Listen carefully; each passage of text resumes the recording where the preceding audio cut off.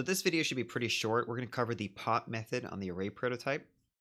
Basically, this method is going to remove the last element from the array. It will return the element that it did remove. So in case you need it for some reason after you call pop, you can cache that if you need to.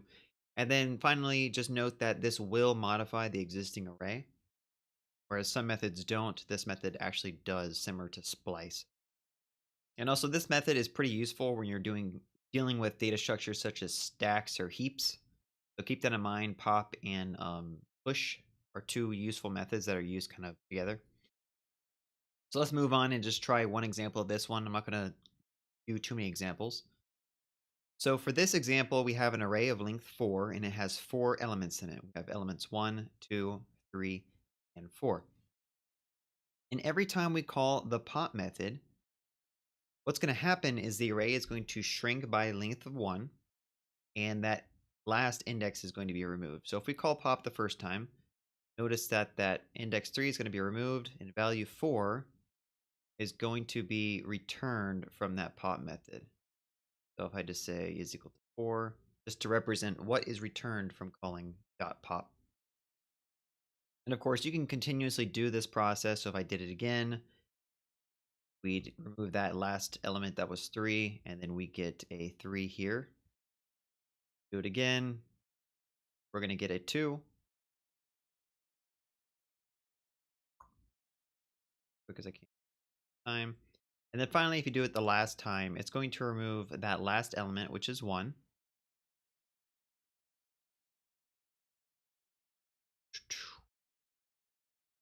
Boom. Okay, so the last element removed was 1.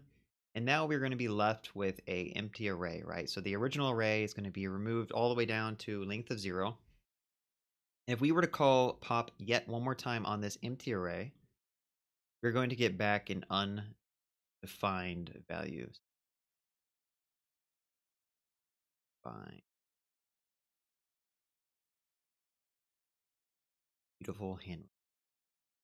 So let's go ahead and move over the JSPen because there's nothing much more I can kind of demo with pop here. So if we go back, let's just kind of walk through a couple of examples. So the first time we call pop on that array, so we have an array of 1, 2, 3, 4 here. We're going to call pop on it once, and then I'm going to print out the original array. Then I'm going to print out the value that. So if you notice here, that popped variable is set to 4, which was the very last element in that array. And the original array now has only 3 elements of 1, 2, 3. So if we call this a couple of times here, notice that the original array is now empty because we've popped all 4 values from it. So in fact, if I do like, I'm just going to set these equal to strings A, B, C, D. And then I'm going to print out A, B, C. And just to demonstrate that array should be empty at that time, we run that. Notice that we get 4, 3, 2, 1, and our original array is now empty.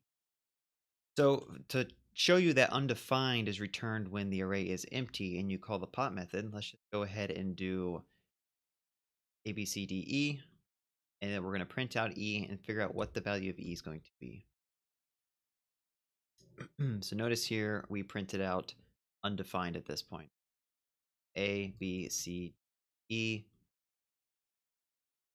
If I were to call this multiple times, so E and F,